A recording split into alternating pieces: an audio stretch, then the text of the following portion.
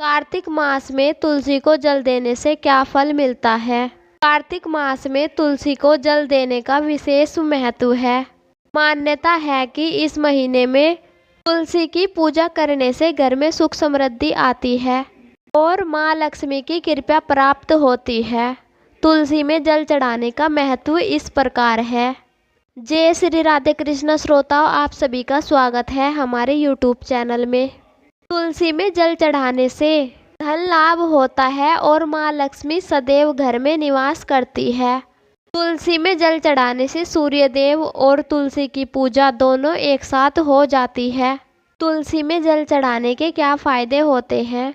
श्रोताओं, एक बार की बात है, देवऋषि नारद भगवान श्री कृष्ण से मिलने के लिए द्वारिका नगरी में पधारे।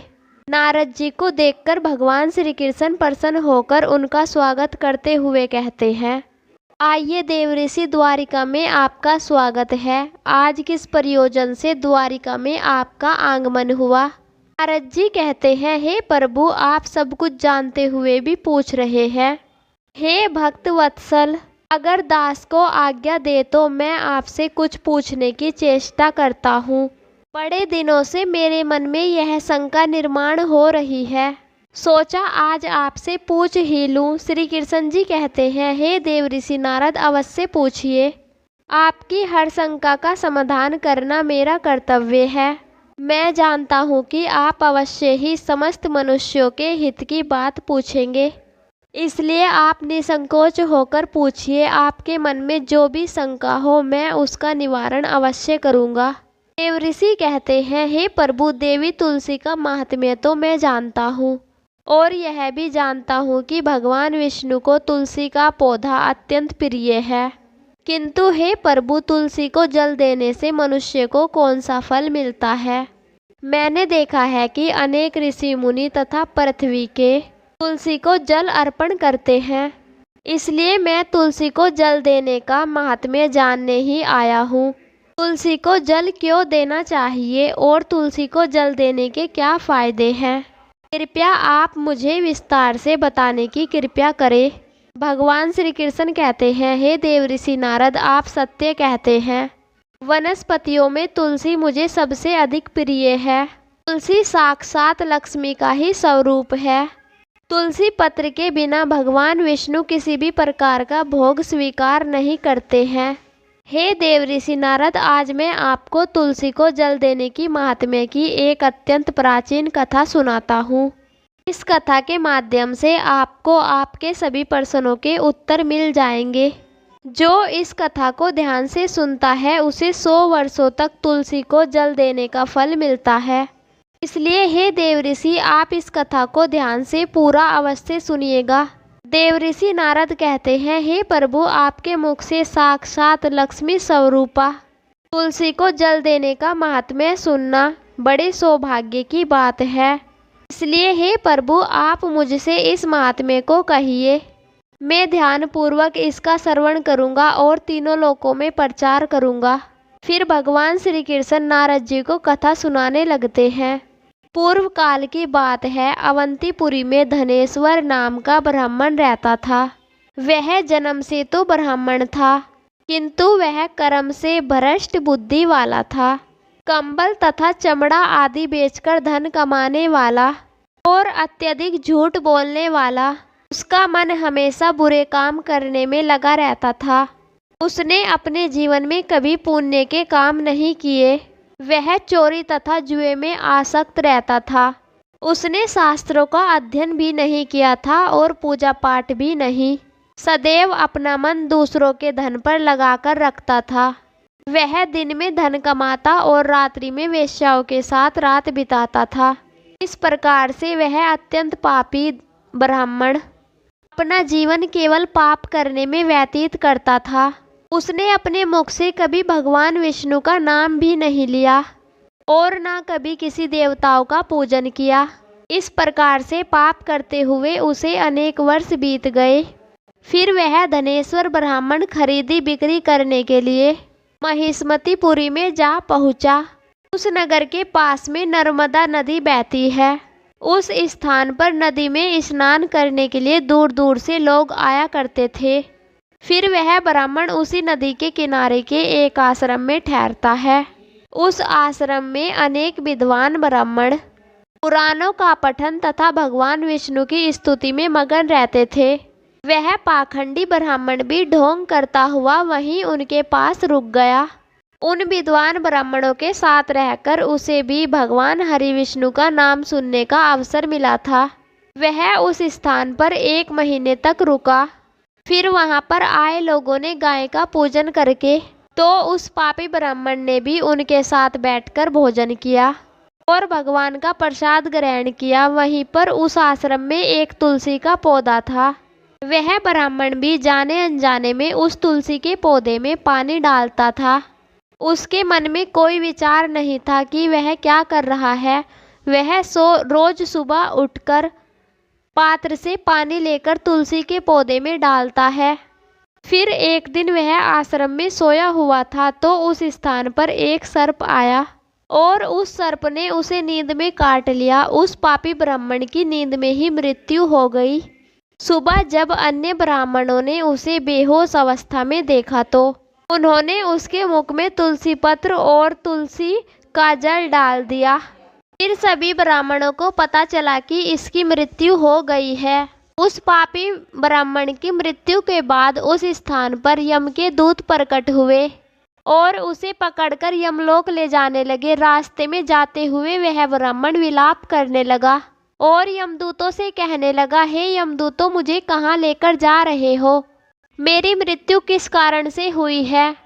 तब यमदूत कहने लगे, अरे दुष्ट ब्राह्मण, तूने जन्म से लेकर मृत्यु तक पाप किए हैं।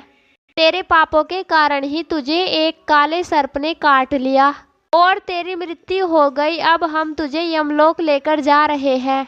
वहां पर यमराज तेरे पाप कर्मों का लेखा जोखा देखेंगे और निश्चित ही तुझे वह नरक में डाल देंगे। फिर वह ब्राह्मण जोर जोर से विलाप करने लगा और यमदूतों से क्षमा मांगने लगा, किंतु यमदूतों को उस पर जरा भी तरस नहीं आया। वे उसे पीटते हुए यमलोक लेकर गए। जब वे उसे यमराज के पास लेकर गए तो यमराज के पास बैठे हुए चित्रगुप्त ने उसके जन्म से लेकर मृत्यु तक लेखा जोखा देखा और यमराज से कहने लगा, हे महाराज, इस ब्राह्मण ने तो जन्म से लेकर मृत्यु तक पाप ही पाप किए हैं। इसने कोई पुण्य नहीं किया है। यह तो मूर्तिमान पापी है। इसे कल्प भर के लिए नरक में डाल दिया जाए। फिर यमराज कहते हैं, हे यमदूत, इस जीवन भर पाप करने वाले दुष्ट ब्राह्मणों को उठाकर ले जाओ और इसे कुंभीपाक नामक नरक में डाल दो।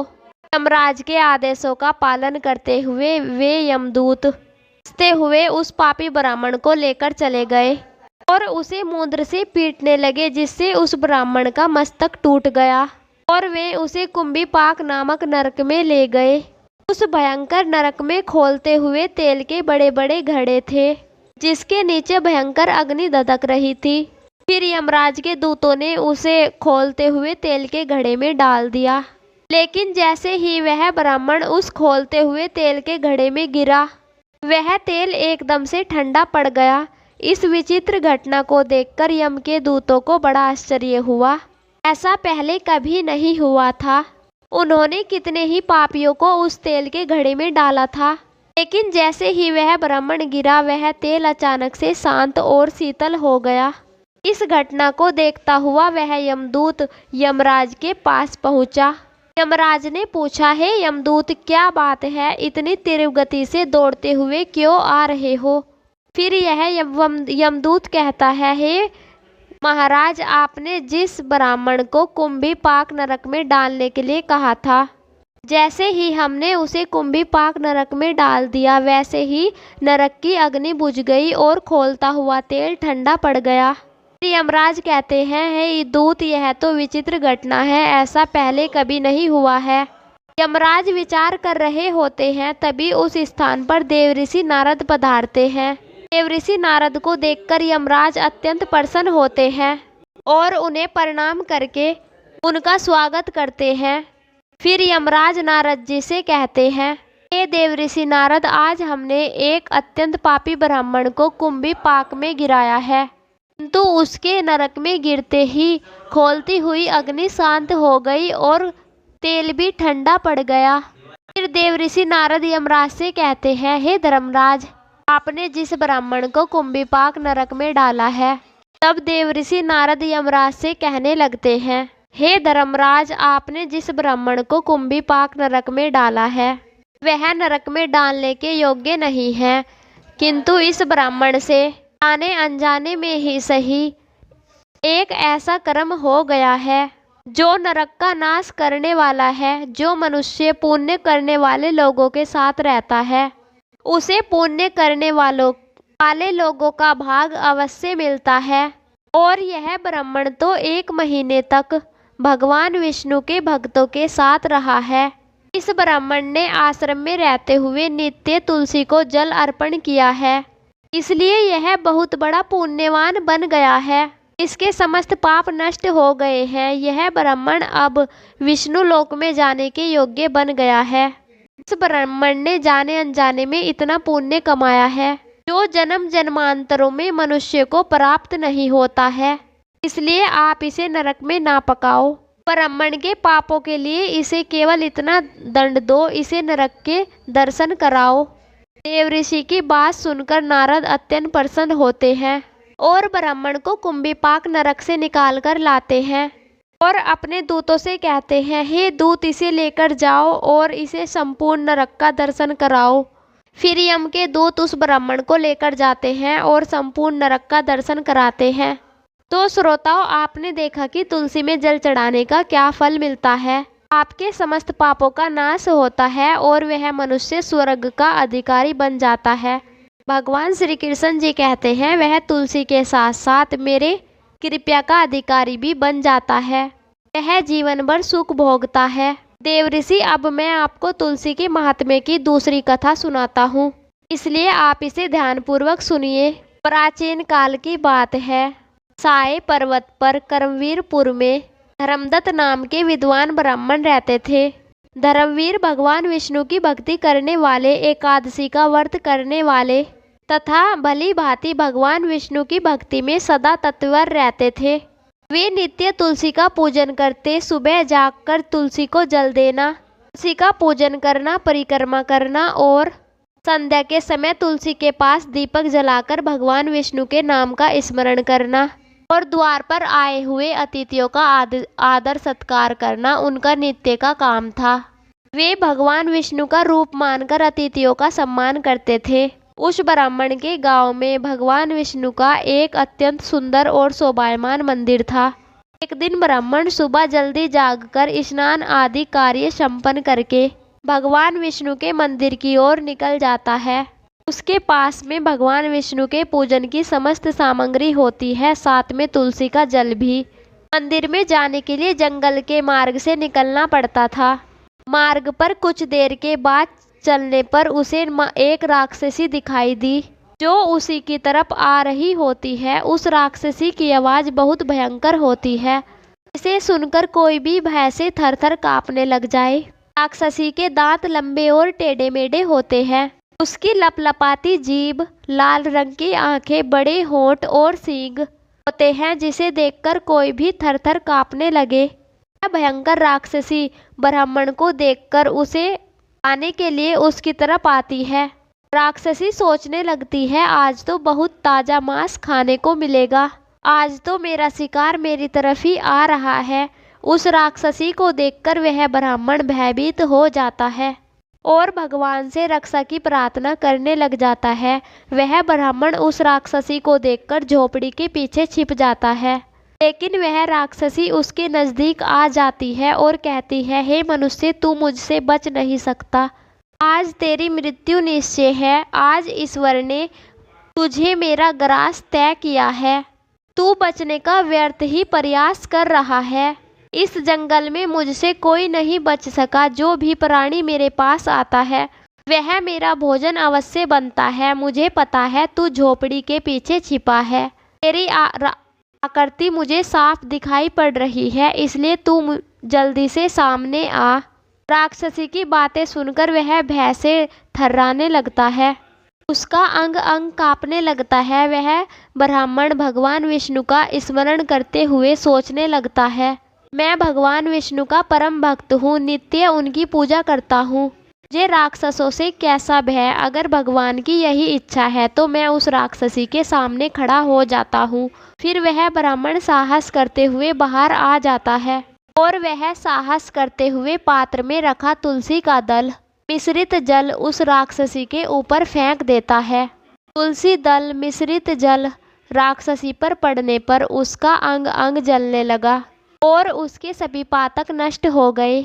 उस जल के प्रभाव से उस राक्षसी का उग्र प्रभाव अचानक से शांत हो गया और फिर उसे अचानक से उसके पिछले जन्म का स्मरण होने लगा। उसने पिछले जन्म में जो जो पाप कर्म किए थे वह उसे सब याद आने लगे और उसे नरक में कौन कौन सी सजाएं भुगतनी पड़ी थी वह सब कुछ उसे याद आ गया। फिर वह ब्राह्मण राक्षस की ओर देखकर कहती है, हे ब्राह्मण देवता, आप कौन है जिससे मेरा अंतकरण शुद्ध हो गया, मेरी तामसिक प्रवृत्ति नष्ट हो गई। मैं तो यहाँ पर आपको भोजन समझकर खाने के लिए आई थी, किंतु अब मेरी भूख शांत हो गई है और मुझे अपने पूर्व जन्म के कर्म याद आने लगे हैं। किस कारण से मुझे राक्षसी का शरीर प्राप्त हुआ, पूर्व जन्म के कर्म के कारण ही मैं इस दशा को पहुँच गई हूँ। इसलिए हे ब्राह्मण देवता, मुझे क्षमा करके बताने का कष्ट करे। हे राक्षसी, मैं भगवान विष्णु का परम भक्त हूँ और मैंने तुम पर तुलसी का दल जल मिश्रित डाल दिया है, इससे तुम्हारे दुष्ट स्वभाव का नाश हुआ है। राक्षसी, तुम मुझे बताओ, तुम कौन हो, कहाँ से आई हो, इस वन में राक्षसी बनकर क्यों भटक रही हो, किस पाप के कारण तुम्हारी ऐसी दशा हुई है, मुझे सारी बातें विस्तार से बताओ। यदि तुम्हारी मुक्ति का कोई उपाय हुआ तो मैं अवश्य करूँगा। फिर वह राक्षसी कहने लगी, हे ब्राह्मण देवता, मैं आपको अपने पूर्व जन्म का वार्तन सुनाती हूँ। पूर्व जन्म में सौराष्ट्र नाम के नगर में भीष्म नाम के एक ब्राह्मण रहा करते थे। वो अत्यंत गुणवान तथा पुण्यवान, धर्म का पालन करने वाले थे। मैं उन्हीं की पत्नी थी और मेरा नाम कलता था। उस जन्म में मैं बड़े भयंकर स्वभाव की स्त्री थी। मैंने वचन से अपने पति का कभी भला नहीं किया, कभी उन्हें भोजन नहीं परोसा। मैं अकेले ही भोजन मिष्ठान करती थी और पति को बासी अन्न खिलाती थी। मैंने हमेशा अपने पति की आज्ञा का उल्लंघन किया। मैंने उनकी कभी कोई बात नहीं मानी थी, हमेशा अपनी मनमानी की थी। कलह करना मुझे विशेष प्रिय था, इसलिए मैं सदा ही अपने पति के साथ कलह करती थी और अपने पति के माता पिता की कभी सेवा नहीं की, सदा ही उनके साथ दुर्व्यवहार किया। मेरे पति सदा मुझसे दुखी रहते थे, मेरे आचरण से उन्हें सदा कष्ट होता था। मुझसे दुखी होकर मेरे पति ने दूसरी स्त्री से विवाह करने का विचार किया। तब मैंने क्रोध में आकर विष खाकर अपने प्राण त्याग दिए। फिर यमराज के 2 दूत मुझे लेने के लिए आ गए और मुझे पास में बांधकर पीटते हुए यमलोक लेकर गए। यमदूतों ने ले जाकर मुझे यमराज के सामने खड़ा कर दिया। यमराज का विकराल रूप देखकर मुझे बड़ा भय हुआ। यमराज ने चित्रगुप्त से कहा, हे चित्रगुप्त, देखो तो सही, इस स्त्री ने अपने जन्म में कौन से पुण्य कर्म किए हैं, इसने कोई शुभ कार्य किए हैं या नहीं, इसके पाप अधिक है या पुण्य है। चित्रगुप्त ने मेरे कर्मों का लेखा जोखा देखते हुए कहा, धर्मराज, इसने तो अपने जीवन में कोई भी पुण्य का काम नहीं किया है। यह स्वयं मिष्ठान भोजन करती थी और अपने पति को बासी भोजन खिलाती थी, इसलिए इसे चमगादड़ के जन्म में डाल देना उचित होगा, जहाँ पर यह विष्ठा खाती हुई जीवन व्यतीत करे। इसने सदा ही अपने पति से द्वेष किया है, उनकी साथ कलह करती थी, इसलिए इसे सुवर्ण के जन्म में डाल दिया जाए, जहाँ पर यह विष्ठा भोजन करती हुई समय व्यतीत करे। हे धर्मराज, इस पापी स्त्री ने जिस बर्तन में भोजन बनाया, हमेशा उसी बर्तन में भोजन किया। इसी दोष के कारण इसे बिल्ली के जन्म में डाल दिया जाए, जिससे यह अपनी ही संतान का भक्षण करने लगेगी। इस स्त्री ने अपने पति को मित बनाकर विष प्रसार करके आत्मघाती किया है। इस अत्यंत निंदनीय कार्य के लिए यह कुछ काल के लिए प्रेत बनकर पृथ्वी पर निवास करेगी। इसे दूतों के साथ मरु प्रदेश में भेज दिया जाए। वहाँ पर यह अनेक वर्षों तक प्रेत का शरीर धारण कर रहेगी। चित्रगुप्त के द्वारा मेरे कर्मों का लेखा जोखा बताने के बाद धर्मराज ने अपने दूतों को आज्ञा देकर मुझे नरक में डाल दिया। नरक में अनेक वर्षों तक सजा भोगने के बाद मुझे अलग अलग प्राणियों के जन्म में डाल दिया गया। इस प्रकार से अनेक पशुओं के जन्म प्राप्त करके अब मैं इस जन्म में प्रेत बनकर घूम रही हूँ। प्रेत के शरीर में आकर मुझे 500 वर्ष बीत चुके हैं। इस प्रेत के शरीर में मैंने अनेक निष्पाप मनुष्यों को खाया है और अनेक प्राणियों का भक्षण किया है। फिर मैंने एक दिन भूख प्यास से पीड़ित होकर एक पुरुष के शरीर में प्रवेश किया। उस पुरुष के साथ मैं कुषाण नदी के तट पर आ गई। वहाँ पर भगवान विष्णु के पार्षदों ने मुझे उस पुरुष के शरीर से निकालकर बलपूर्वक मुझे वहाँ से भगा दिया। हे ब्राह्मण देवता, तभी से मैं भूख से व्याकुल होकर प्रेत बनकर इधर उधर भटक रही हूँ। आज मैं इस जंगल में अपनी भूख मिटाने के लिए ही आई हूँ। तब मेरी नज़र आप पर पड़ी। आपके हाथ से मेरे ऊपर तुलसी का जल पड़ने से मेरे सभी पाप नष्ट हो गए और मुझे अपने पूर्व जन्म का स्मरण हुआ, जो मैंने आपको सारा वार्तंत बता दिया। हे ब्राह्मण, आप मुझ पर कृपा कीजिए। आप मुझे कोई पुण्य आत्मा दिखाई पड़ते हो, कृपया आप मुझे इस प्रेत शरीर से मुक्ति दिलाइए। ब्राह्मण कहता है, हे राक्षसी, तीर्थ स्नान दान तथा व्रत आदि कार्यों से मनुष्य के पाप नष्ट हो जाते हैं, किंतु इस समय तुम प्रेत के शरीर में हो, यह कर्म तुम नहीं कर पाओगी। तुम्हारी ऐसी दुर्गति देखकर मुझे बड़ा दुख हो रहा है। तुम्हारा दुख देखकर तुम्हारा उद्धार किए बिना मेरे मन को शांति नहीं मिलेगी।